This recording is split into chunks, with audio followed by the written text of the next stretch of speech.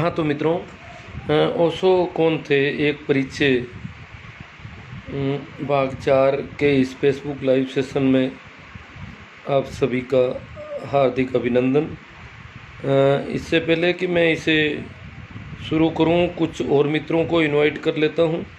तब तक आप थोड़ा धीरज बनाए रखें। ओशो के संबंध में परिचय के कुछ सत्र मैंने पहले भी, आज से पहले भी आयोजित किए थे। कई मित्रों ने उनको देखा है, सुना है।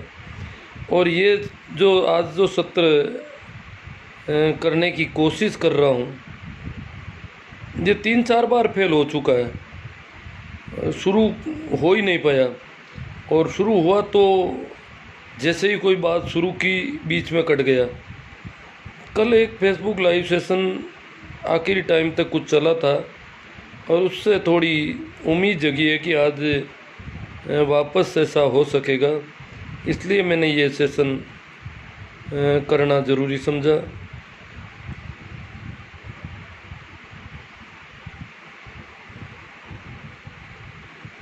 कुछ एक मित्र और हो जाते हैं, तब तक आप थोड़ा वेट करें। अन्य मित्रों को आप अगर जोड़ना चाहें तो जोड़ सकते हैं।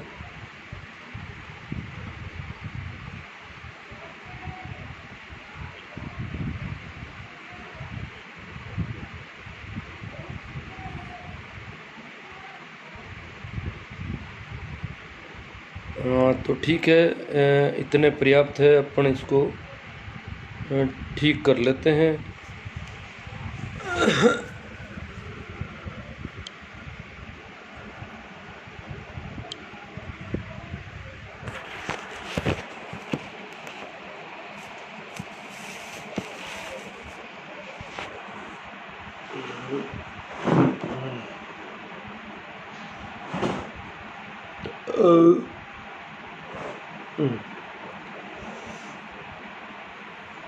हाँ,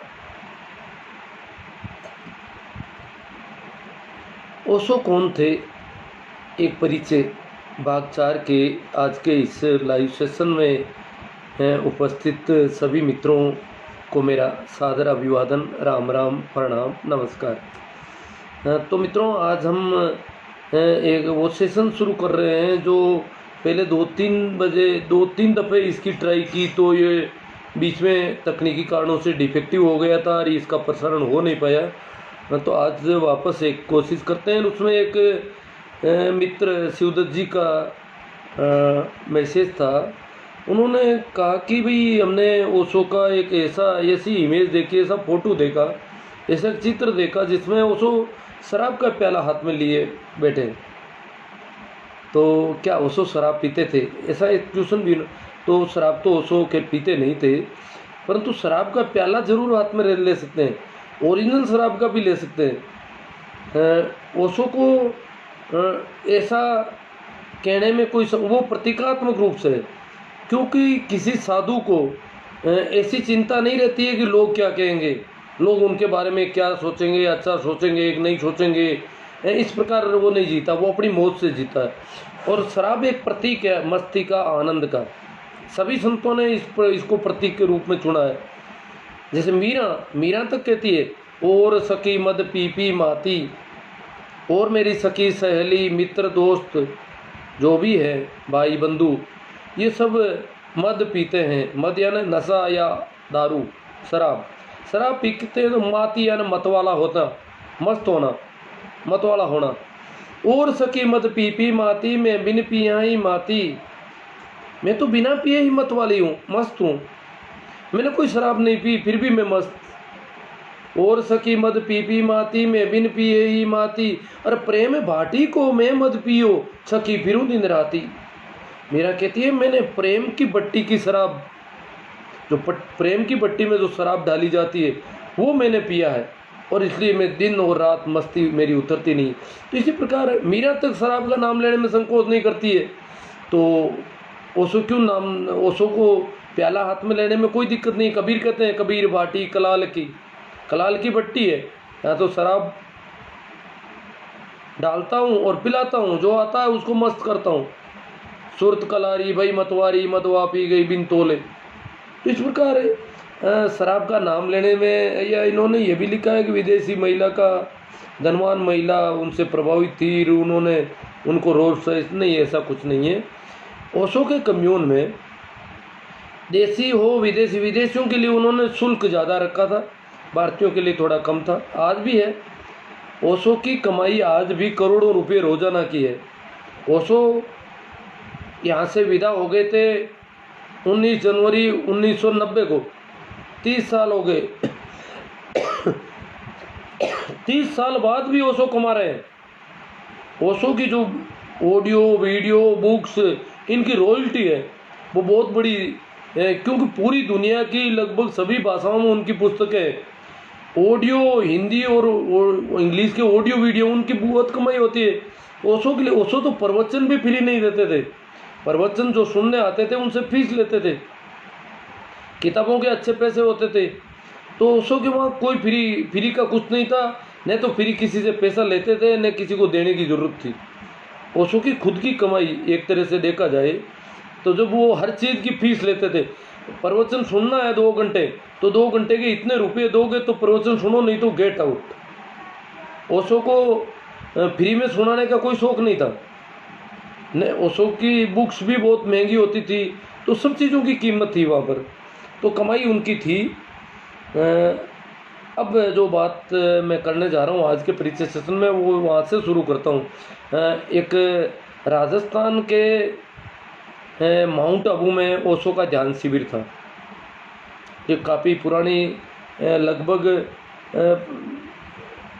शुरुआती ध्यान शिविर ओशो ने ज़्यादातर राजस्थान के माउंट आबू के स्काउट मैदान में किए थे।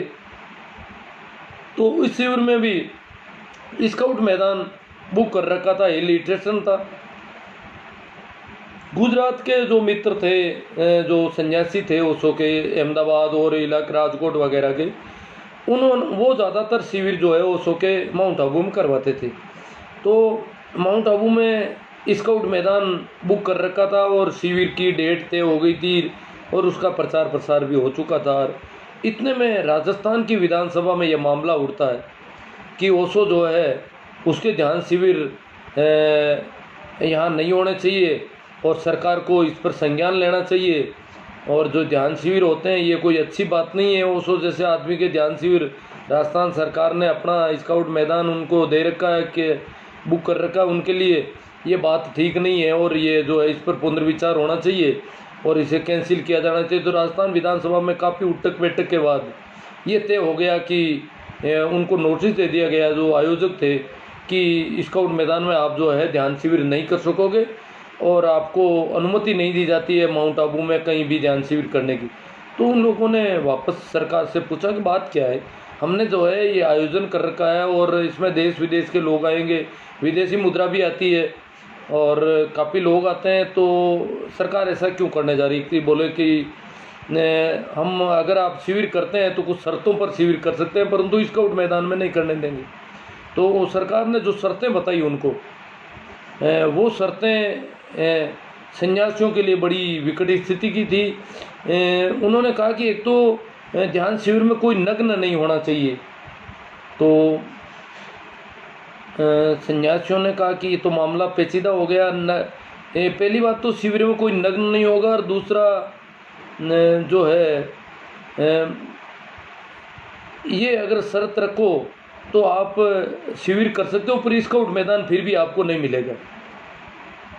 तो ओशो के पास मैसेज गया, ओशो ने पूछा भाई बात क्या है, तो उन्होंने बताया कि ऐसी बात है भगवान, वो शर्तें डाल रहे हैं, एक तो स्काउट मैदान में तो करने ही नहीं देना चाहते, नंबर 2 अगर ध्यान शिविर करें तो कोई भी सन्यासी जो है वो कपड़े नहीं उतारे किसी भी कंडीशन में। तो ओशो ने कहा कोई बात नहीं, उनको कह दो कि नहीं होगा, कोई भी ऐसा नहीं होगा और सन्यासियों को इस बाबत मना कर देंगे। पिछले शिविर में कुछ ऐसा हो गया था। तो राजस्थान सरकार को वो शर्तें स्वीकार करके उन्होंने भेज दिया। तो बीकानेर होटल कोई स्थान है, मैंने तो देखा नहीं माउंट आबू कभी, कहते हैं बीकानेर होटल में वो शिविर तय किया गया और जगह चेंज की गई थोड़ी सी और शिविर उसी समय जब आयोजन होना था उसमें कोई चेंजेस नहीं किया गया। राजस्थान सरकार ने फिर भी अपनी इंटेलिजेंस के आदमी लगा दिए वहाँ पर, ऑफिसर जो थे उनको वहाँ लगाया कि ये क्या गतिविधियाँ करते हैं और इनके बारे में बहुत शिकायतें हैं कि ओशो के ध्यान शिविरों में पता नहीं क्या क्या होता है और लोग तरह तरह की बातें करते हैं, तो इस पर थोड़ी नज़र रखी जाए और इसकी पूरी पूरी रिपोर्ट जो है सरकार को पेश की जाए, जो होता है वैसी पूरी पूरी। तो इंटेलिजेंस के आदमी भी आ गए, बीकानेर होटल में शिविर भी हुआ। तो कहते हैं कि वो जो इंटेलिजेंस के लोग थे उन्होंने शिविर देखा, ओशो के सन्यासियों को देखा, शिविर में ओशो को बोलते हुए सुना, तो वो तो हतप्रभ रह गए कि ऐसी अच्छी बात और इतना यूँ, और ऐसे लोग इतने भोले भाले सीधे साधे बिल्कुल मस्त मौला एकदम साधु की तरह सारे लोग, जिनको किसी की कोई परवाही नहीं, और बड़े बड़े रईस लोग थे, विदेशों के मंजे हुए लोग थे, अच्छे लेखक और बच्चे बहुत इंटेलिजेंट लोग थे, और फिर भी वो बहुत मस्ती में और यूँ आनंद में रहते थे। तो कई लोग उनमें से सन्यासी हो गए, जो इंटेलिजेंस के जो रखवाली रखने के मॉनिटरिंग के लिए लोग हो गए थे वो सन्यासी हो गए। फिर पत्रकारों ने ओशो से पूछा कि आप जो है कभी इनवाइट करने का भी वो जिज्ञासु जी है क्या ऑप्शन? चलो मैं करता हूँ, क्या बात होगी क्या? देखता हूँ मैं। जिज्ञासु को ओशो जिज्ञासु जी डूंगरगढ़ से है। अब मैं तो और कुछ अभी जानता नहीं हूँ, डिसलाइंड हो गए ये तो, पता नहीं क्या करना है। चलो जो भी कमेंट है यहाँ कर देना, अपन बात करेंगे। पूछा गया कि आप कभी समझौता नहीं करते, समझौतावाद में विश्वास नहीं करते, आप कहते हो मैं अपनी मौजगा आदमी हूँ और कभी भी किसी की शर्तों पर नहीं काम करता हूँ, तो आपने राजस्थान सरकार की ये शर्त क्यों मान ली? उसने कहा कि ऐसी बात है कि पिछले ध्यान शिविर में एक दो सन्यासियों ने ऐसा कहा कि जब हम ध्यान का प्रयोग करते हैं तो यूँ लगता है कि कपड़े जो है एक तरह से बाधा पैदा कर रहे हैं। जब हम मगन होकर नाचते हैं, आनंद मस्त होते हैं, तो ये कपड़े पता नहीं क्यों बाधा महसूस करते हैं, तो क्या भगवान हम कपड़े भी उतार सकते हैं क्या?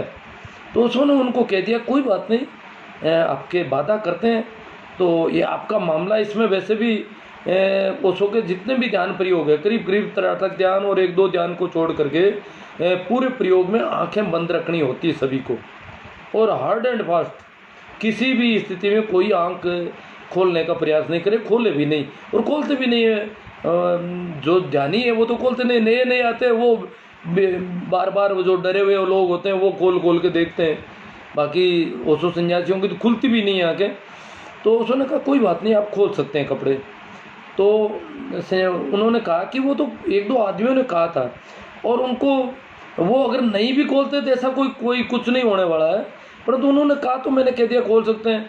अब ऐसे कोई एक आध आदमी को अगर होती है बाधा और उसके लिए पूरा शिविर कैंसिल करना, ये मुझे ठीक नहीं लगा, क्योंकि इसमें कुछ विदेश से भी लोग आने वाले थे। 800,000 आदमियों का पहले से रजिस्ट्रेशन हो रखा था, इसलिए इसको कैंसिल करना मैं कतई ठीक नहीं समझता था। शिविर होना ज़रूरी था और वैसे कोई शर्त नहीं थी, स्काउट मैदान उनका था, नहीं दे तो नहीं दे, अच्छा स्थान हमें दूसरा मिल गया। और वैसे भी मैं ठीक नहीं समझता कि ऐसे एक दो आदमियों के लिए ऐसा कुछ किया जाए।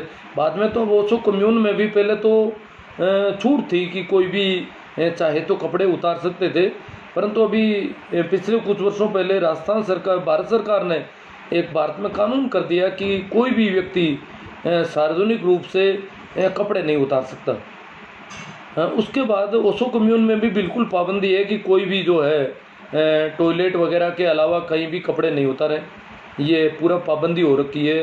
क्योंकि आजकल अपन देखते हैं कि जो जैन साधु है उनके भी आगे पीछे वो कपड़े तो नहीं पहनते, उनकी बहुत पुरानी परंपरा है, पर फिर भी सरकार के इस कानून की पालना में कुछ लोग उनको घेरा बनाकर, तो वो सड़क पर या बाहर आते हैं तो घेरा बनाकर उनके आगे पीछे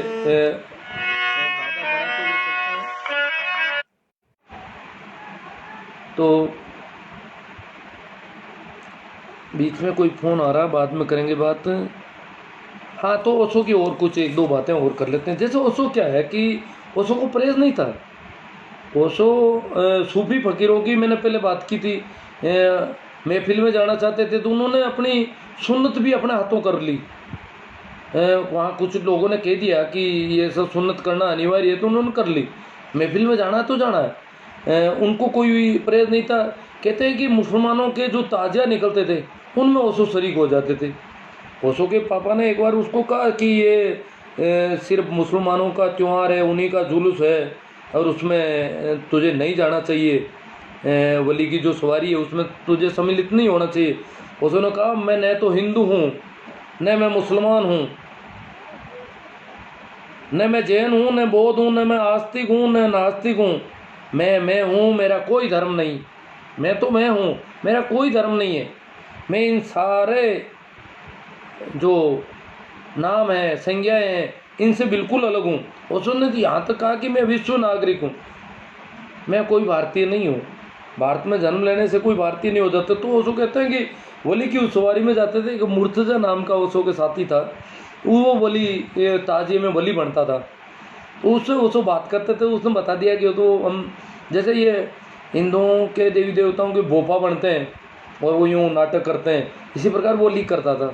तो ओशो ने उसको कहा क्या करते हो, ये ऐसा ही खेल है। तो ओशो को तो पता था। ओशो ने कहा कि तेरी जो डोरी है मैं पकड़ूंगा और तेरा ताजिया बहुत तगड़ा निकलेगा और अच्छी भेंट आएगी। बता, भेंट अगर बहुत तगड़ी मिलती है तो मुझे कितना हिस्सा दोगे। मुर्तज़ा का आधा आधा, अगर अच्छी भेंट आती है। मुर्तज़ा को पता था कि ये कलाकार आदमी है और कुछ भी कर सकता है, भेंट आ भी सकती है। तो वो सवारी रवाना हुई और उसको सुई साथ में लेके गए थे।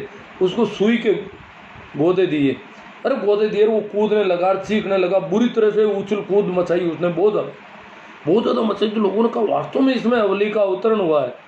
और सारा चढ़ा हुआ उधर आना, बाकी वालों को कोई नहीं पूछ रहा, सारा चढ़ा हुआ उधर आना, बहुत ज़्यादा प्रसाद और पैसे और बहुत अच्छी आमदनी हुई। तो ओशो को आधा हिस्सा मिल गया। फिर मुर्तज़ा डर गया। मुर्तज़ा ने कहा ये क्या कर दिया तूने, कि नहीं तो पैसे नहीं आते ना, तेरे क्या फ़र्क पड़ गया, वैसे ही तुझे तो करना था। पर उसके बाद मारा तूने बुरी तरह, मुझे बहुत मुश्किल में मारा। पर ओशो कहा मेरे तो बहुत सारे लोग आ गए, दूसरे वाले जो वली है वो आधे से भी ज़्यादा देने को तैयार है, कि बोले तू जिसकी डोरी पकड़ता है वो वास्तव में सबसे तेज़ निकलता है, उसकी कमाई ज़्यादा होती है, तो तू मेरी डोरी पकड़ ले। तो आधे से ज़्यादा देने को तैयार है और कमाई तो मैं करवा लूँगा, ये तो मुझे आता है। तो ऐसा कई है। जैसे ओशो कॉलेज में पढ़ते थे तो बिना टोपी थे। तो ओशो का वो प्रिंसिपल ने कहा कि भाई टोपी क्यों नहीं है। ओशो ने कहा टोपी का क्या औचित्य है, ओशो तो यूनिफॉर्म ही नहीं पहनते थे। और टोपी बांधने से कोई अक्ल ज़्यादा आती है क्या, और अक्ल ज़्यादा आती है तो फिर सरदारों को बेचारों को मूर्ख क्यों कहते हो, वो तो पगड़ी कस कर बांधते हैं, उनमें ज़्यादा होनी चाहिए। और नंगे सिर तो रहते हैं बंगाल वाले, नोबेल पुरस्कार बंगाल के लोगों को मिल रहे हैं, और जो पगड़ी वाले सरदार हैं इनको कुछ नहीं मिल रहा बेचारों को। सबसे ज़्यादा तो उन्होंने कस के बांध रखा है सिर को। तो ये सिर के ऊपर टोपी बांधने का क्या लॉजिक है, इसका पढ़ाई से कोई संबंध है क्या। यूँ करके फंस गए प्रिंसिपल साहब। बोले मैं हड़ताल करूँगा और ये आंदोलन चलाऊँगा टोपी के खिलाफ अगर आप ऐसा करोगे। कि बोले तेरे को छूट है, और बाकी लड़के भी एक करेंगे, तो क्यों, मैं हड़ताल पसंद नहीं करता किसी भी हालत में। तो कैसे हैं कि ओशो को जिस कॉलेज में प्रोफेसर राय लेके गए थे वहाँ पर हॉस्टल में रखवा दिया था। तो हॉस्टल में कोई इंट्रोडक्शन नाइट का कार्यक्रम था। तो वहाँ क्या होता देखते हैं। पहला ओशो का इंटरेस्ट होता है, और ओशो के तो वही लकड़ी की कड़ाऊ पहने हुई, दाढ़ी बड़ी हुई, ये बाल भी बड़े हुए और एक धोती लपेटी हुई, वो गया। और सभी हंसने लगे, भाई ये यहाँ साधुओं का काम नहीं है, क्या है भाई, ये दाढ़ी क्या बढ़ा रखी है और लड़कियों की तरह बाल बढ़ा रखे हैं, यूँ उन्होंने इस प्रकार कहा। ओशो कुछ बोले नहीं। तो उन्होंने कहा मुँह चिपका हुआ है क्या, सिला हुआ है क्या, मुँह में दही जम गया क्या, बोलता क्यों नहीं है। फिर भी वो नहीं बोले। तो उन्होंने कहा ये मामला क्या है, क्यों नहीं कहते। तो ओशो ने उनको देख करके उनको बुरी तरह ओशो ने लताड़ना शुरू किया। मैं कुश्ती आ सकता हूँ, क्यों, ओशो अखाड़े में जाते थे, जो भी करना है मैं मरने मारने को उतर हो सकता हूँ, मैं ऐसे वैसे लोगों में से नहीं हूँ। तुम चाहते क्या हो, आखिर क्या कर रहे हो लोगों के साथ ये। तो वो भी कुछ सहम गए, बोले कि ये तो तगड़ा जवान है और हो सकता है कुश्ती। और जितने रोब की आवाज़ में ओशो ने बात की तो वो भी थोड़ा डर गए। सीनियर तो हैं परंतु ये जूनियर होकर के ऐसा कर रहा है। तो चलो इसको, तो कुछ एक दो होशियार थे उनमें से, उन्होंने कहा अरे यार इसको कल देख लेंगे। वो दूसरे वाला लड़का जो गोरा, एक लड़का गोरा सा नया सा लड़का था, कि उसको देख, इसको आज जाने दो महात्मा को कल देखेंगे, महात्मा का नंबर अच्छी तरह से लगाना पड़ेगा। तो ओशो निकल गए वहाँ से। पीछे वो जो लड़का था बेचारा सहमा हुआ था, बोले ये अच्छा लड़की की तरह। तो यूँ करके ओशो जाते हैं सीधा हॉस्टल वार्डन के कक्ष में, वो सो रहा है। जाकर के उसको दरवाज़ा ठोकते हैं। हॉस्टल वार्डन उठता है, क्या बात है? बोले मैं नया हूँ, फर्स्ट ईयर का हूँ, पहली साल आया हूँ, और इंट्रोडक्शन नाइट के नाम पर आपकी इस हॉस्टल में जो बदमाशी हो रही है उस पर आपका ध्यान नहीं है, आपको पता नहीं है यहाँ क्या होता है।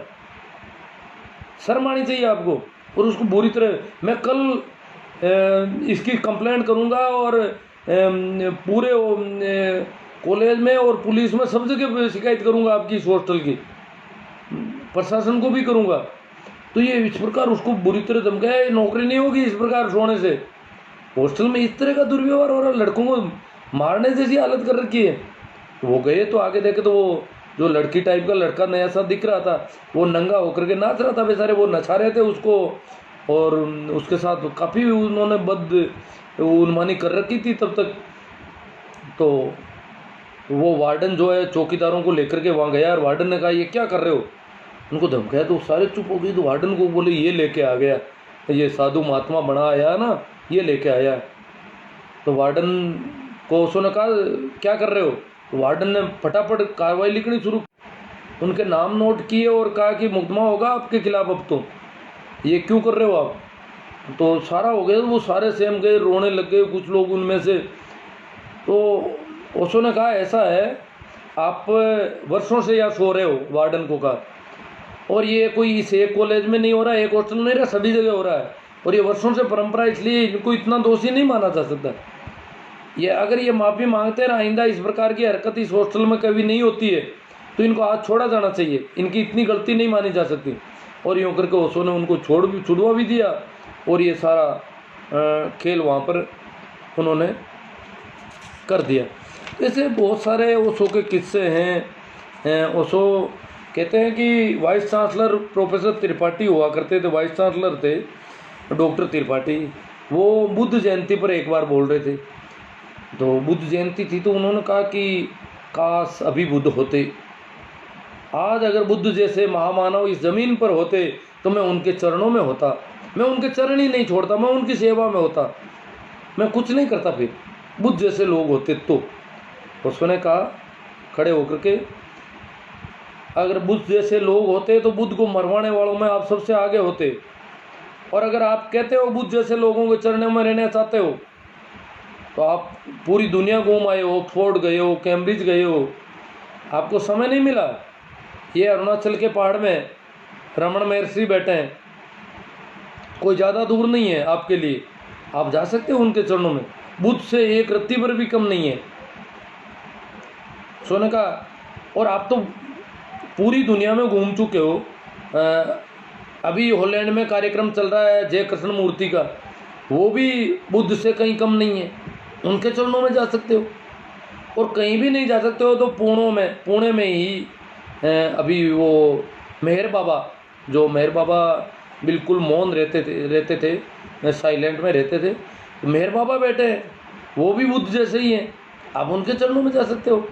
आप नहीं जा सकते, आप ऐसी बातें कर रहे हो या लोगों को बेवकूफ़ बनाने की। तो वो त्रिपाठी जी पूरे सहम गए, डर गए उनसे बुरी तरह। तो इस प्रकार मैं एक और बात कर लेता हूँ थोड़ी सी पंडित नेहरू के संबंध में। ओशो कहते हैं कि मेरा अंतिम फ़ोन पंडित नेहरू को क्या हुआ उसके संबंध में। ओशो जब भी दिल्ली जाते थे, नेहरू ने ओशो एक तो लाला सुंदरलाल के घर पे रुकते थे, एक और थे घनश्याम दास कोई और थे, उनके घर पे रुकते थे। उन दोनों को नेहरू ने कह रखा था कि जब भी रजनीश दिल्ली आए तो कम से कम फ़ोन से मेरी बात उनसे करवा दिया करो, मिलने का टाइम हो तो वो बाद में देख लेंगे। तो उनको फ़ोन नंबर नेहरू जी ने दे रखे थे और उनसे बात करवाने का कह रखा था। तो ओशो गए तो वहाँ पर उन्होंने कहा कि आपको बात करनी है। तो ओशो ने कहा मैंने अंतिम जो बात की नेहरू से वो ये थी, मैंने उनको कहा कि मुझे जम्मू कश्मीर में ज़मीन चाहिए।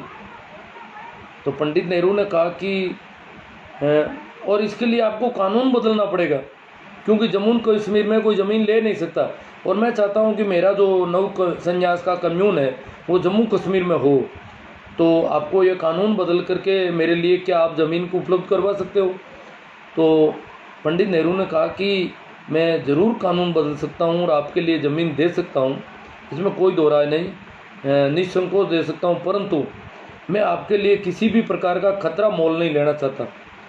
और वहाँ मुसलमानों की बहुत बड़ी आबादी है और मुसलमान जो है किसी की सुनते नहीं है, और वहाँ आपके जीवन को खतरा हो सकता है। और मैं चाहता हूँ कि आपके जीवन को खतरा नहीं के बराबर हो जब तक मैं यहाँ पर हूँ, और इसके लिए मैं प्रयास मुझे मस्तों ने भी कह रखा है पागल बाबा की तरफ से कि इनके जीवन पर अगर संकट आए तो आपको इसकी ध्यान रखना है।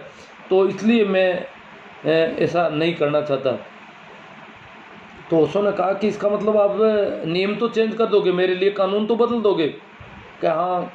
तो बोले कि फिर सबके लिए क्यों नहीं बदल देते हो ऐसा कानून, एक मेरे लिए ही क्यों बदलते हो?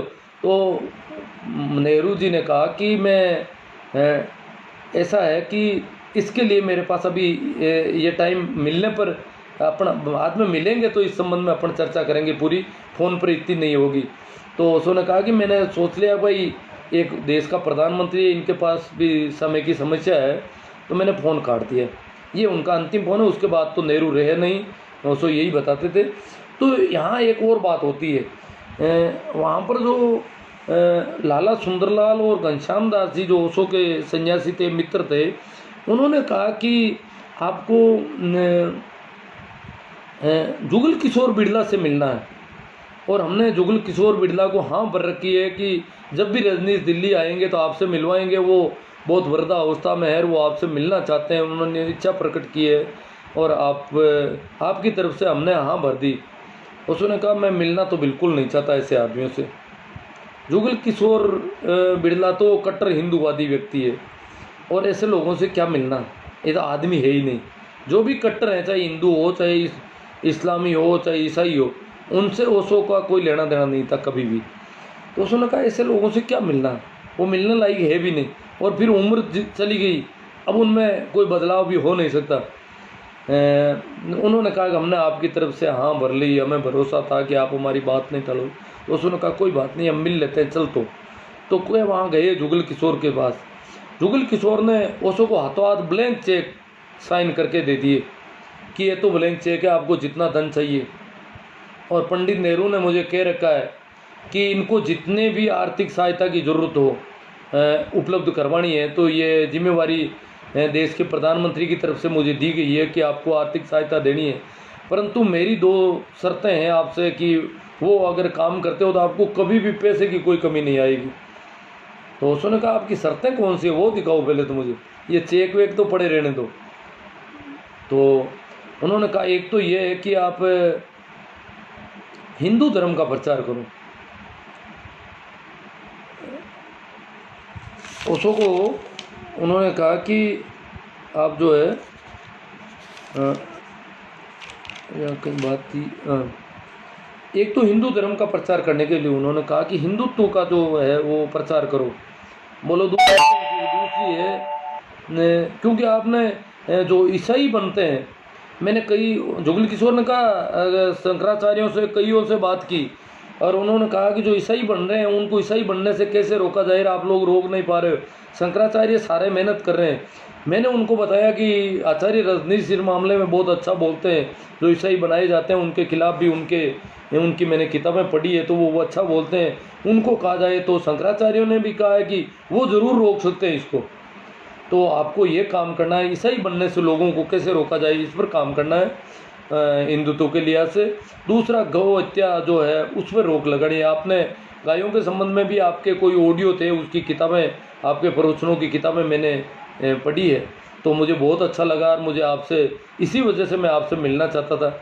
उसने कहा मुझे भी लगा कि आप मेरे से क्यों मिलना चाहते हो, क्यों आप तो मिलने लायक आदमी भी नहीं तो थे, और आपने जो शर्तें रखी वो मुझे पता चल गया कि आप तो ये हो। तो उसने उनको बुरी तरह लताड़ा उस बातों पे कि मुझे कोई भेड़ बकरी समझ रखा है जो मैं मिमियाता फिरूंगा आपके पीछे आपके इन चेकों की वजह से। मैं उन लोगों में से नहीं हूँ। तो जुगल किशोर बिड़ला को एकदम से छाती में दर्द होने लगा।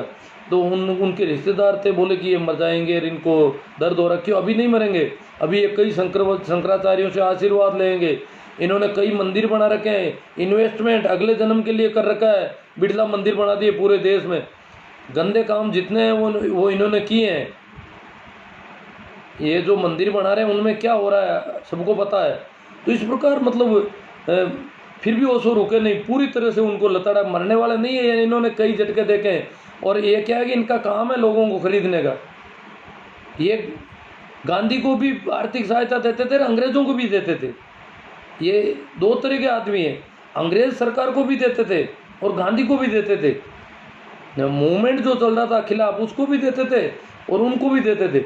ये नेहरू को भी देते हैं, विपक्षी पार्टी को देते हैं, राम मनोहर लोहिया, जयप्रकाश नारायण, इनको भी देते हैं, सभी को देते हैं। इनको पता है कि मेरे पैसों से बाकी लोग, और देते कुछ नहीं। बिड़ला ने बता दिया था कि मैंने सरकार को ये दिया और वो दिया और उनको दिया और गांधी जी को भी मैं सहायता देता था। यो बातें करी उसने कहा कि आपने किसी की कोई सहायता नहीं की। पिछले इतने देश की आज़ादी के बाद आपकी संपत्ति 300 गुना बढ़ गई है। ये कैसे बढ़ी? आप सहायता कर रहे हो तो संपत्ति घटनी चाहिए थी। आपने इनसे बहुत ज़्यादा कमाया है, आप इनको थोड़ा थोड़ा टुकड़ा देते हो और उस टुकड़े की वजह से इन सरकारों की रहमत से आप बहुत ज़्यादा धन इकट्ठा कर रहे हो। ये आपको पता नहीं है, आप इनकी वजह से कमा रहे हो वो तो आप बता ही नहीं रहे हो, और आप जो दे रहे हो वो बता रहे हो। तो इस प्रकार ऐसी कुछ बातें आपसे आज मैं करना चाहता था इस परिचय में। और भी कोई बातें हो सकती है, मुझे इतनी सी बातें कुछ दिनों से लिखी हुई थी, वो सेशन चले नहीं तो अपन बात कर लेते हैं क्या। अरे राम राम सा, नमस्कार जी, प्रणाम, नमस्कार सब। हाँ, सबको मेरी ओर से नमस्कार प्रणाम। हाँ, भंवरलाल जी कासनिया कुछ नशे में बता रहे हैं। प्रेम का नशा कभी नहीं उतरता, हरि नाम का नशा कभी नहीं उतरता। शराब तो सिंबॉलिक है, प्रतीकात्मक शब्द है, संतों के इशारे अभिधा में नहीं लक्षणा में होते हैं। हाँ, जैसे हमारे यहाँ टांकला के संत किशनदास जी, उन्होंने अमल के बारे में बोला है, उन्होंने शराब का नहीं कहा। और मुंडवा के ये भंवरलाल जी कासनिया जो है मुंडवा के हैं, तो इनके गांव में संत हुए थे ईश्वर राम जी, उन्होंने शराब की बातें की। तो सभी संतों ने ऐसी बातें की है मस्ती के संबंध में, क्योंकि वो जानते थे कि आम आदमी ने कभी मस्ती देखी नहीं है। थोड़ा कोई पी लेता है तो वो थोड़ा डोलता है, फिर वो रास्ते पर यूँ पूरा चलता है मस्ती में, लोगों की परवाह नहीं करता है लोग क्या कहेंगे। तो भंवरलाल जी क्या कह रहे हैं, ओशो जैसे प्रवचन मैंने किसी भी साधु संत महाराज जी से नहीं सुने, क्या हस्ती थी श्री ओशो। हाँ जी, सही बात है। ओशो तो क्या है कि ओशो देखो, एक तो अलबेले साधु, ओशो कहते हैं मैं कोई साधु नहीं हूँ, मैं तो मित्र हूँ आपका, मैं कोई महात्मा मत समझ लेना, मैं कोई धार्मिक व्यक्ति मत समझ लेना मुझे। और ओशो जितने भी तथाकथित साधु हैं वो लोगों को आशीर्वाद देते हैं, लोग उनके पैर छूते हैं, वो आशीर्वाद देते हैं। और ओशो अपने सन्यासियों से हाथ जोड़ते थे यूँ पूरे, जब भी प्रवचन शुरू करते उससे पहले 2-3 मिनट तक सबसे यूँ हाथ जोड़ते थे। ओशो के आप फोटो देखोगे उन ओशो हाथ जोड़ते हुए दिखते हैं। आजकल कुछ लोग साधु भी ऐसे नकल करें, बाकी साधुओं का काम हाथ जोड़ने का नहीं है, इनका काम तो आशीर्वाद देना है, लोगों को फ़ायदा पहुंचा देते हैं।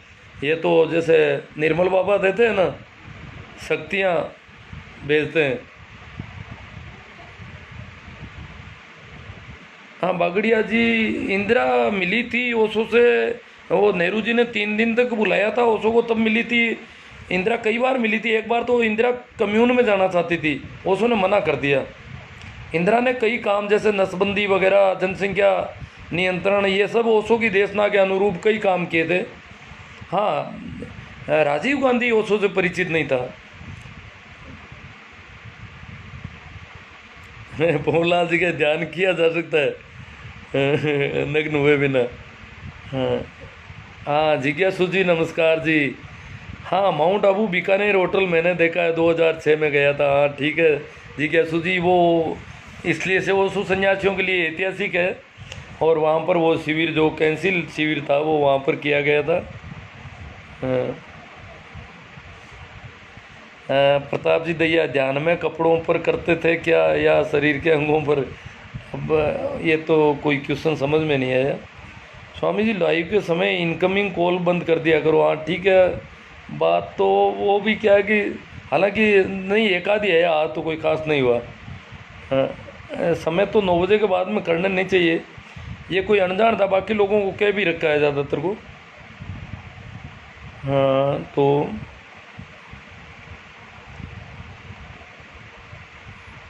नेमी जी कहते हैं लोग गुलामी की जंजीरों में इतना जकड़ गए हैं कि सच्चाई सुन ही नहीं सकते ऐसे लोगों को।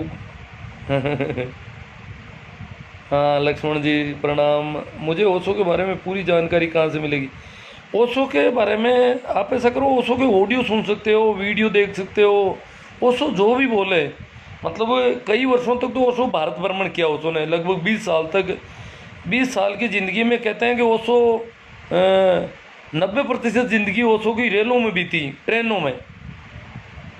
20 साल की ज़िंदगी में 90 से भी ज़्यादा प्रतिशत ज़िंदगी भारतीय रेलों में बीती। ओशो के रिजर्वेशन होते थे आगे से आगे, एक शहर से दूसरे शहर जाने में रेल 2 दिन ले लेती, फिर 2 घंटे का प्रोग्राम, उसके जस्ट बाद वापस रेल में बैठते, और यूं करके इनकी लंबी चौड़ी ज़िंदगी रेलों में गुजरी। और भारत भ्रमण में, भारत में जगह जगह उनको वो प्रवचन फ्री में थे ओशो के, आम जनता के सामने बोलते थे उन दिनों। उसके बाद ओशो ने पूरा बंद कर दिया और प्रवचनों के पैसे शुरू कर दिए, और बिना कीमत के प्रवचन बंद कर दिए पूरी तरह से। तो बाद में ओशो के जो प्रवचन हुए वो सारे के सारे ऑडियो रिकॉर्डिंग है। मैंने पहले भी बता दिया और बता देता हूँ, 4800 घंटा हिंदी में ओशो के ऑडियो रिकॉर्ड है। हिंदी के प्रवचन है कबीर पर, बुद्ध पर, मीरा पर, दादू पर, दरिया पर, सहजो पर, दयाबाई पर, चरणदास, मलूक, पलटू, सारे संतों पर, बुद्ध, महावीर, कृष्ण, सभी पर बहुत लंबे चौड़े हिंदी में प्रवचन है ओशो के। और यहाँ तक कि चाइना के एक संत थे लाओस से, उनके ऊपर हिंदी में ओशो 200 घंटे तक बोले थे, लगभग 200 घंटे के ऑडियो प्रवचन है लाओस से पर। जिस लाओस को कोई नहीं जानता था उस समय तक दुनिया में, और ओशो ने उनको पूरी दुनिया को लाओस से, जब पूरी दुनिया में आज लोग कबीर को, कृष्ण को जितना जान रहे हैं, बुद्ध को पहले भी कुछ लोग जानते थे, काफ़ी लोग, परंतु इन सब भारत के जो संतों को पूरी दुनिया में लोग जानते हैं वो सब ओशो की वजह से। क्योंकि ओशो अंग्रेजी में भी बहुत बोले थे, कबीर पर अंग्रेजी में बोले, रैदास पर बोले, सभी संतों पर अंग्रेजी के ओशो के 5500 घंटा प्रवचन है रिकॉर्डेड। 5500 घंटा अंग्रेजी के प्रवचन रिकॉर्ड। रोज ओशो लगभग 3 या 4 घंटे बोलते थे एकदम बड़े शांति से। अंग्रेजी के प्रवचनों के उनके प्रत्येक रिकॉर्डिंग 2 से 2.25 घंटे तक की होती थी, और 2-2.25 घंटे तक अनवरत बोलते रहते मस्ती में, पूरा जैसे बरस रहे हैं एकदम से।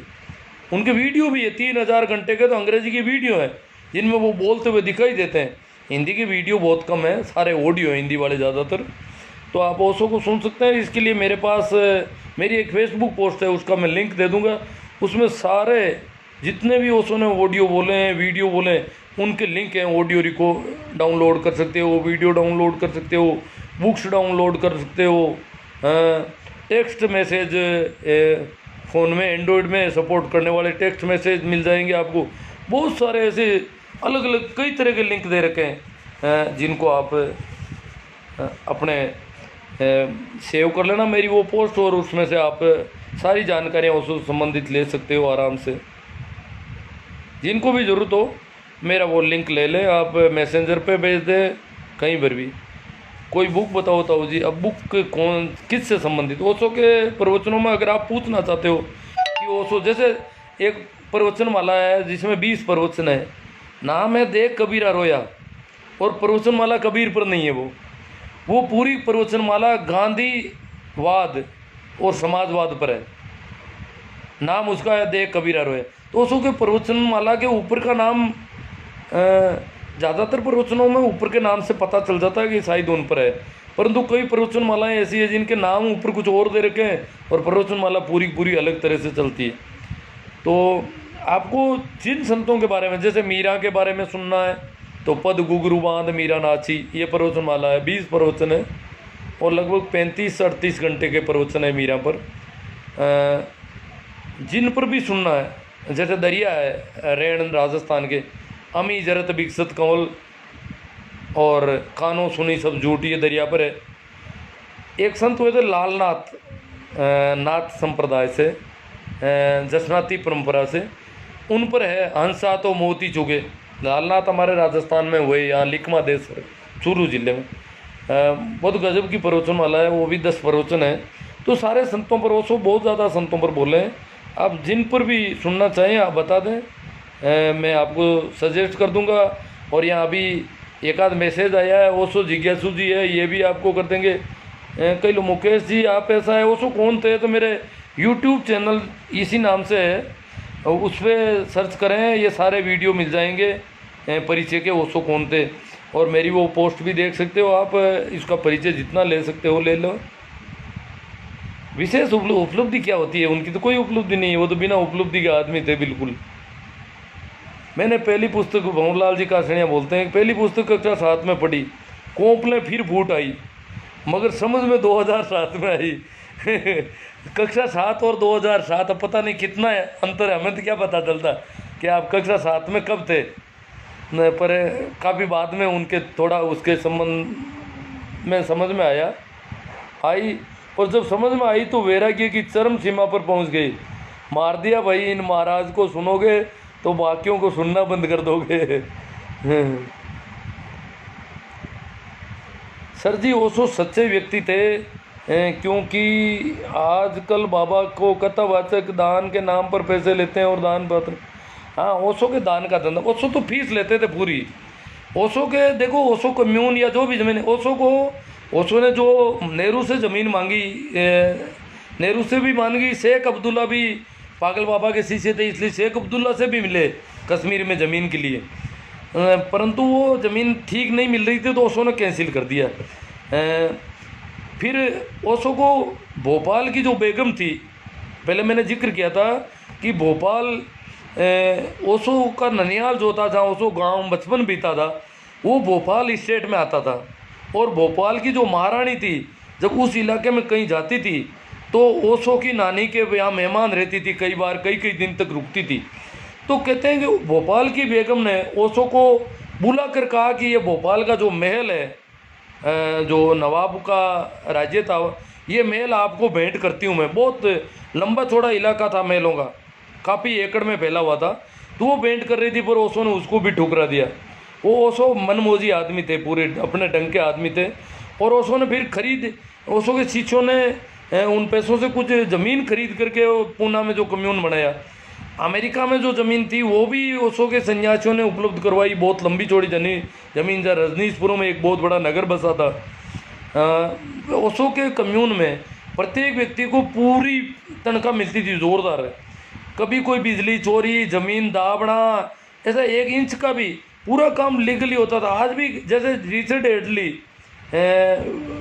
विस्फोट हुआ था जर्मन बेकरी पूना में, रिचर्ड एडली ओशो के कम्यून में रुका था, परंतु ओशो के कम्यून में अगर आप में से हम में से कोई भी जाता है तो ओशो के कम्यून में प्रत्येक व्यक्ति आने वाले की पूरी सूचना पुलिस को तत्काल दी जाती है, ताकि कम्यून पर कोई आदमी, सभी तरह की सूचनाएं दी जाती है कि भाई इस प्रकार का ये आदमी है और ये इसके बायोडाटा है, क्योंकि ओशो वहाँ सभी चीज़ें हमारी लिया करते हैं, तो वहाँ तो कोई वो है नहीं।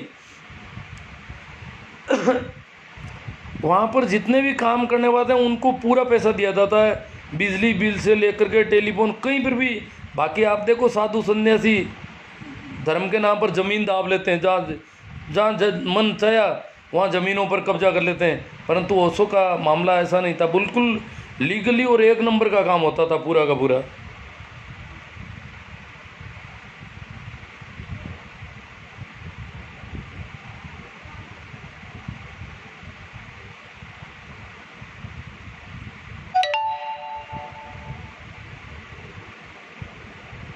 हाँ, अब ये बाद में ओशो के प्रवचन सुनने के लिए पैसे लेने क्यों शुरू कर दिए किए, इसकी क्या। हाँ, ओशो फ्री में कुछ नहीं देना चाहते थे बिल्कुल।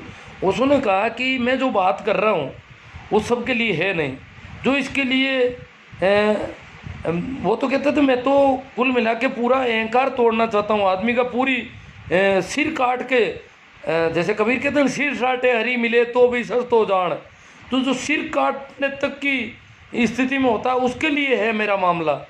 तो ये जो पैसे खर्च करना और इसमें कोई कंजूसी करता है उसके लिए मेरा ये मामला नहीं है। तो ओशो के तो एक बार किसी ने बुक्स छपवा दी थी ओशो की कॉपी, और उसने कहा भगवान मैं फ्री बांटना चाहता हूँ। ओशो ने कहा इनको आग लगा दो किताबों को, फ्री किसी को कुछ नहीं देना है, पूरे पैसे लेकर ही चीज़ मिलनी चाहिए किसी को मिलती है। तो ओशो की ऑडियो कैसेट भी पहले तो पूना से मंगाई जाती थी डाक द्वारा, और किराए पर आती थी और वापस डाक द्वारा वापस भेजी जाती थी।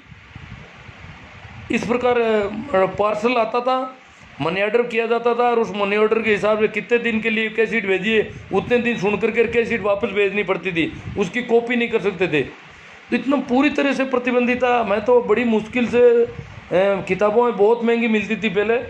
बाद में ये तो क्या है कि भारत के कुछ सन्यासी हैं, और तो भारतीय होते हैं, तो वो क्या है कि ओशो ने कम्यून से केस जीत गए कॉपीराइट एक्ट का। उन्होंने कहा कि हमारा गुरु है और हम इसके प्रवचन जो है फ्री में, तो उन्होंने वेबसाइट भी चढ़ा दिए फ्री में, और किताबें ये सब सस्ते हो गए, फिर ऑडियो वीडियो। उससे पहले तो बड़ा मुश्किल मामला था, कैसेटें बहुत महंगी होती थी, कैसेटें बाद में बिकनी भी शुरू की तो भी बहुत महंगी होती थी। तो वो तो उनका अपना ढंग था, अपना तरीका था। ओशो कहते थे किताब की क्वालिटी भी टॉप की होनी चाहिए। अगर हल्की किताब, किसी भी चीज़ की क्वालिटी के मामले में ओशो सभी चीज़ें बहुत अच्छी क्वालिटी की होनी चाहिए, वो भी समझौता नहीं करते। हाँ, भंवर जी कह रहे हैं रूपा बाबा नहीं मिलते तो पता नहीं हम कहाँ भाग जाते। हाँ, मतलब ओशो की वजह से इनको जोड़ा विद्रोह बहुत ज़्यादा हो गया। हाँ, ओशो आग है कह रहे हैं। तो भंवर जी ओशो से बहुत डर जाते हैं, बार बार डर जाते हैं। रूपा बाबा के सामने के मामले में तो आप भंवर जी से परिचय करें। रूपा बाबा हमारे यहाँ आकला गांव के जन्मजात, आकला में जन्मे हैं, और आजकल अड़बड़ की गौशाला में रहते हैं शायद। तो ये रामसनई परंपरा के साधु हैं रूपा बाबा। उसमें अपन देखें तो दरिया साहब की और किशनदास जी की परंपरा समझ लो, या वैसे देखा जाए तो उससे भी अलग हट करके गुलाबदास जी हुए थे नोखा में, उनकी परंपरा के साधु हैं रूपा बाबा। हाँ, अमरा राम जी बोस कहते हैं कि एक बार ओशो को पढ़ लेना ताकि सब झंझट खत्म। हाँ, मेरे गुरुदेव रामलाल जी सियाग है, आपने उनके बारे में सुना है क्या? उनके ध्यान से ऑटोमेटिकली योगा होता है और असाध्य बीमारियां ठीक होती है।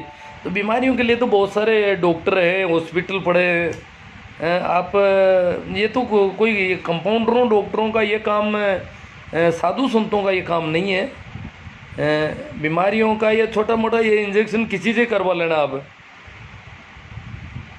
अपने इन साधु संतों को अगर इतना नीचा स्तर पर ले आएंगे बीमारियां ठीक करने वालों में, तो ठीक नहीं रहेगा ये। हाँ, पवार साहब कहते हैं फ्री की किताबों पर ध्यान नहीं दिया जाता। बिल्कुल, फ्री में तो फ्री की किताबों को कम ध्यान दिया जाता है।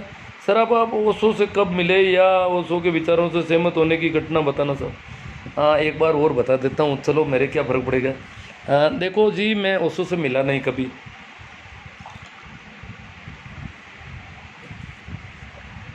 मैंने एक किताब देखी जब मैं फर्स्ट अपॉइंटमेंट जिस स्कूल में मेरा हुआ,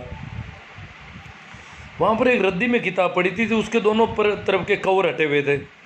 किताब का नाम था ज्योतिष अद्वैत का विज्ञान। 2 प्रवचन थे उसके। वो किताब मैंने पढ़ी। किताब पढ़ते ही उस किताब ने मेरी सारी जड़ें उखाड़ दी।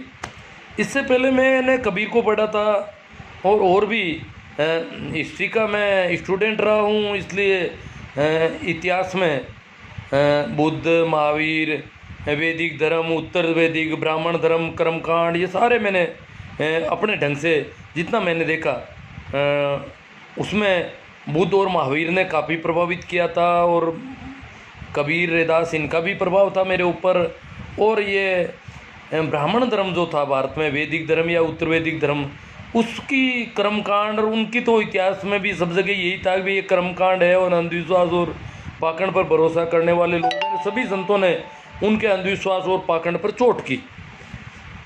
तो मेरा भी यही था कि भाई ये कोई न तो कोई देवता है न कोई भगवान है, न तो कोई कृष्ण हुआ न राम हुआ। मैंने ये तय कर लिया कोई भगवान होता ही नहीं है, ऐसा मेरा अपना मन से मैंने बना लिया। उससे पहले तो मैंने भी कुछ उपवास किए थे इधर उधर, थोड़ा 7वीं तक तो मुझे याद आता है मैंने उपवास किए थे।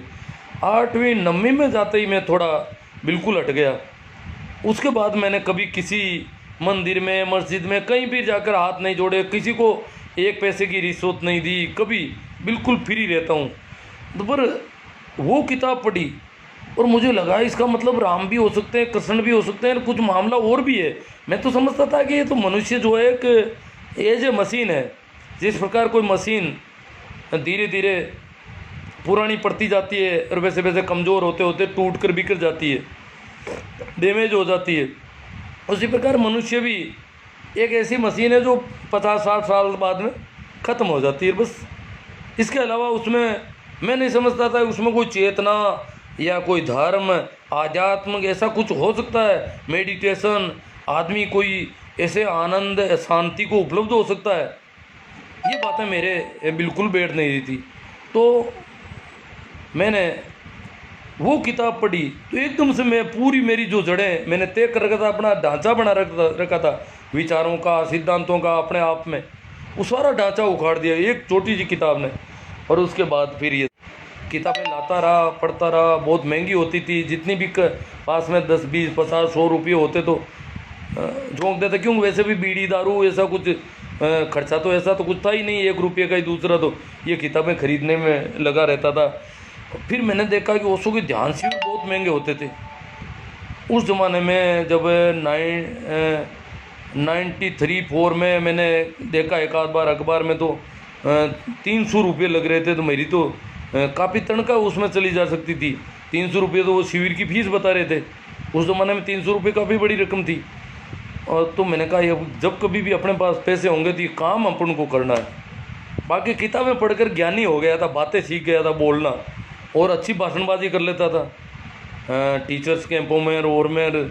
बहुत वो तो पहले मैं ज्ञानी था, बातें करने का काफ़ी ढंग था मेरे पास, तो उन बातों से लोग प्रभावित होते थे। वो भी एक अत्याचार है पर वो कर लेता था। बाद में जब ओशो के ध्यान प्रयोग शुरू किए, शिविर अटेंड किए, तब पता चला कि ओशो क्या कहना चाहते हैं। ओशो तो सारे ज्ञान को फेंकना चाहते हैं। आदमी ज्ञान के बोझ से ही तो दुखी हो रहा है, ज्ञान के बोझ से उसका अहंकार बढ़ता जाता है, उसमें विद्वता का अहंकार, विनम्रता का अहंकार, जो नए नए जो विनम्रता का भी अहंकार होता है, इसे अहंकार बढ़ते जाते हैं। तो ये जब ध्यान के प्रयोग, ओशो मेरा सजेशन है आप में से भी अगर कुछ लोग ओशो को पढ़ते होंगे, पढ़ने से अच्छा है ओशो को सुना जाए। ओशो के वीडियो देखो या ऑडियो सुनो, सबसे बहुत ज़्यादा आनंद मिलेगा जब ओशो को सुनेंगे कि ओशो ने खुद ने क्या बोला। पढ़ने वाली वो किताबें ओशो को सुन सुन कर लिखी हुई है सारी, ओशो ने कोई लिखी नहीं है कोई किताब। तो ओशो क्योंकि आज तक किसी भी संत ने कुछ भी नहीं लिखा है। ये काम लिखने पढ़ने का काम संतों का नहीं होता है। संत तो सिर्फ अपनी बात करते हैं, वो भी किससे, जो उनके लेवल के लोग होते हैं। जैसे कबीर बोलते हैं तो धर्मदास के सामने बोलते हैं, यूँ नहीं है आम जनता। आम जनता तो सुनती है तो वहाँ से ही आग लग जाती है आम जनता के सच्ची बातों को जब सुनते हैं। तो जो भी बोला है संत वो कुछ एक लिमिटेड अपने शिष्यों के साथ बोलते हैं, तो उनसे भी बात करते हैं। बाद में बाहर वो बात पहुँचती तो भी जनता को तो बड़ी यूँ लगती है। तो संतों ने सिर्फ उनके सामने वो बात की, वो उनके शिष्यों ने बाद में वो बातें, वो भजन गाने शुरू किए, वो आगे से आगे प्रचार होता गया। बाकी संतों ने, हाँ, तुलसीदास जैसे लोग बैठे बैठे लिखते। साधु संत कभी लिखने का काम अगर कोई करता है तो पहली दृष्टि में वो साधु हो ही नहीं सकता। ये काम मुनिमों का होता है, हिसाब किताब लगाने वालों का होता है लिखने पढ़ने का। साधु तो जब जिसकी मौज में आया वैसा बोल दिया, बस गई बात खत्म। जब आज क्या बोला है कल क्या बोलेगा वो भी उसके कोई पक्का भरोसा नहीं, जैसा उसके मौज में आएगा वैसा बोलता रहेगा। ये साधु का मामला होता है। तो कुछ लोग समझते हैं ओशो कोई लेखक है, मैंने भी पढ़ा था पहले कि ओशो इस किताब के लेखक कौन है ये, पर बाद में पता चला कि ओशो क्या लेखक होंगे। ओशो के तो ऑडियो सुन सुन करके लोगों ने लिखे हैं। तो मेरा कहना है कि ऑडियो सुना जाए। हाँ तो डाउनलोड हो रहे हैं फ्री में। मैं तो सीडियाँ घिसी पिटी सीडियाँ खरीदने के लिए अजमेर जाता था कई बार, और वो भी महंगी आती थी बहुत ज़्यादा। जब सीडी प्लेयर पहली बार मैंने ख़रीदा, मैंने सारे कंप्यूटर भी ख़रीदा, सीडी प्लेयर ख़रीदा, तो ये ओशो के प्रवचनों के लिए मैंने कंप्यूटर भी कई वर्षों पहले ख़रीद लिया था। उसमें ऑडियो वीडियो का काफ़ी मैं उनका तोड़ा बना उनको एडिट करने का काम भी करता था उन दिनों। तो ओशो के प्रवचन डाउनलोड करने के लिए मैंने कंप्यूटर खरीद के घर का जो लैंडलाइन फ़ोन था उससे मैं नेट जोड़ करके प्रवचन डाउनलोड करता था।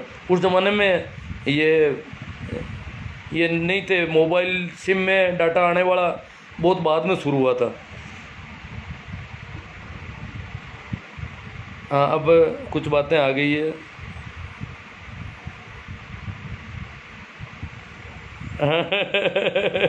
हाँ भंवरलाल जी कह रहे हैं ओशो से मैं मिला हूँ ओशो से। जैसे ही प्रवचन सुनना शुरू करता तो 10 मिनट बाद ओशो जी साक्षात्कार बोलते नजर आते और हम रोया करते। हाँ तो जो दिल के आदमी है, और आंसू आना बहुत अच्छी चीज़ है। अगर आंसू आती है, हंसना रोना ये आदमी के भावदशा हृदय पर जो जीते उनके लिए, बाकी दिमाग वाले तो क्या हंसेंगे क्या रोएंगे। हाँ भंवरलाल जी कह रहे हैं आप हृदय से सुन लोगे तो मस्तिष्क गायब हो ही जाएगा। हाँ एक बार कंसेप्ट क्लियर हो जाए तो फिर दिक्कत नहीं है। हाँ श्रवण जी ओशो से मैं मिला नहीं, बात हो गई ना। ओशो मैंने तो ओशो तो 90 में चल बसे थे, जनवरी 90 में ही, और मैंने 91 में वो पहली किताब पढ़ी थी, इसलिए मिलने का तो कोई प्रश्न नहीं रहा। परंतु मुझे कोई इसका गम नहीं है कि ओशो से मिले नहीं। मार्ग अनोखी मस्ती का है मित्रों। ये धनराज जी जाट क्या कह रहे हैं, डॉक्टर के पास तो इलाज नहीं है, रामलाल जी सियाग योग से एड्स कैंसर बिना किसी दवाई के ठीक कर देते। कोई बात नहीं, इनको बड़ा डॉक्टर मान लें भाई। ये कोई कंपाउंडर होता है, कोई डॉक्टर होता है, कोई विशेषज्ञ होता है, कोई और बड़ा डॉक्टर, परंतु साधुओं का काम नहीं है। किसी भी संत ने कभी बीमारियां ठीक नहीं की है दुनिया में किसी भी। जैसे मान लो जीसस के संबंध में कहा जाता है कि जीसस ने अंधों को आंखें दी, पांगड़ों को पाँव दे दिए, ये सिर्फ प्रतीकात्मक है। हम लोग अंधे हैं वास्तव में अगर देखा जाए तो, क्योंकि हम इस प्रकार दुखी हैं इस जगत में। ये परमात्मा की इतनी अच्छी सृष्टि है, तो यहाँ कोयल आनंदित होकर गीत गा लेती है, सारी दुनिया मस्ती में लहला रहे हैं, फूल लहला रहे हैं, तो सब, और आदमी दुखी। तो ये आदमी दुखी क्यों है? तो इसका मतलब आदमी की दृष्टि ठीक नहीं है। और जो जीसस जैसे आदमी होते हैं तो दृष्टि का ऑपरेशन करते हैं, और आदमी की दृष्टि ठीक होती है, आदमी आनंदित हो जाता है, मस्त हो जाता है।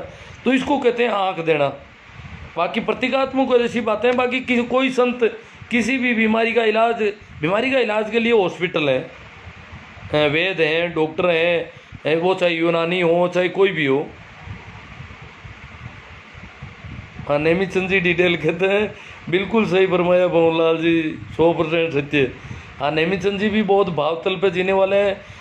मैंने तो नेमी चंद जी से मिला तो नहीं, बहुत बार बात हुई फ़ोन पे, 2-3 बार बात हुई, और इन्होंने कहा भी था मिलने का, पर मिलने की ज़रूरत नहीं महसूस हुई। नज़दीक के गाँव है इनका। शादी में आए थे पिछली साल, तो वो थोड़ा सा भेंट हुई हमारी, राम रामी हुई। नेमीचंद जी के बारे में मुझे बताया कि इनके घर वालों ने इनकी शादी का प्रयास भी काफ़ी किया, रिश्ता करने का। तो पता नहीं बाद में शादी की कि नहीं की, मुझे पता नहीं, शायद नहीं की है, क्योंकि अभी 3 साल पहले ही तो किसी ने बताया था मुझे। घर वालों ये फिर थक गए, हार गए इस मामले में कि इनकी शादी नहीं की जा सकती। और जबकि आप पुलिस की सर्विस करते हैं, और इनको ये ओशो की वजह से ही हुआ शायद, क्योंकि इन्होंने ओशो को पहले सुन लिया, और ये कहते हैं कि 100% सही है भंवर जी। ओशो को जब सुनते हैं तो रोना आता है सीधा ही, आंखों में से जार आंसू। जब ओशो ने कहा कि नेहरू जब ओशो के सामने बात करते हुए रो देते हैं, ओशो कह रहे हैं कि नेहरू 3 बार रोए छोटी सी मुलाकात में। तो जो भावतल का आदमी होता है, जो हृदय पर जीता है, वो आराम से रो सकता है। ओशो जैसे आदमी को जब वो साक्षात देखता है तो नेमीचंद जी ने शायद मेरे हिसाब से शादी भी नहीं की है, और वो ओशो की वजह से ही है। धनराज जी जाट अजी बीमारियों का काम कुंडलिनी शक्ति के कारण बीमारी अजी ठीक होती है तो बीमारों को जाना चाहिए अस्पतालों में। मैं तो उन लोगों की बात कर रहा हूँ जो बीमार नहीं है, फिर भी दुखी है, आनंदित नहीं है, शांत नहीं है, मस्ती में नहीं है, तनाव रहता है, चिंता रहती है, क्रोध आता है। ऐसे कई बार मुंह लटकाए हुए बैठे रहना पड़ता है, परेशानियां रहती है जीवन में। उनके लिए है ओशो जैसे लोग, कबीर जैसे लोग, मीरा जैसे लोग। बाकी इलाज करवाने के लिए तो तरह तरह के बहुत सारे झाड़ फूंक वाले भी मिल जाते हैं, तांत्रिक भी मिल जाते हैं, बहुत ज़्यादा लोग हैं। ये अलग मामला बिल्कुल। अब मैं इलाज के लिए बात नहीं करता हूँ जी। भंवरलाल जी कहते हैं कर्म गति ज्ञान है, भोगना पड़ता है हर कर्म को। उस रोने में मज़ा भी आता है। मज़ा तो वो तो मन रहता है, कई बार यूँ मन करता है कि रोज़ आ जाए तो कैसा रहे। कितना आदमी हल्का हो जाता है जब ऐसी मस्ती में रोता है तो। पर वो इच्छा करने से आता नहीं, आता है तो फिर अमृत की बरसात होती है। अगर ऐसा रोज़ आता है और आंखों में जो पानी निकलता है तो रोने का मज़ा भी, वो तो उसको कह रहे शब्दों में बयान नहीं कर सकते हम। हमारी बॉडी में भी डॉक्टर है, गुरु कृपा से कुंडलिनी जागरण ऑटोमेटिक ठीक होती है। अच्छी नेम जी को कल ही याद कर रहे थे हम। भंवरलाल जी कह रहे हैं हाँ ये हो गए चौधरी प्रेम सिंह चांगल। नेमीचंद जी को शादी तो कर ही लेनी चाहिए थी, आखिर ध्यान योग मस्ती में शादी क्या मुसीबत खड़ी करती।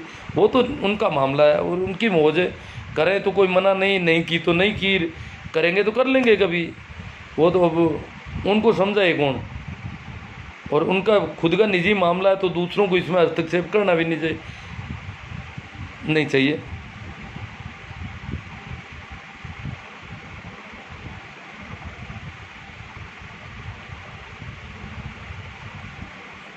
तो ये बाद में जब मैं देखता हूँ तो कई कमेंट और होते हैं और इस समय वो नहीं आ पाते हैं सामने।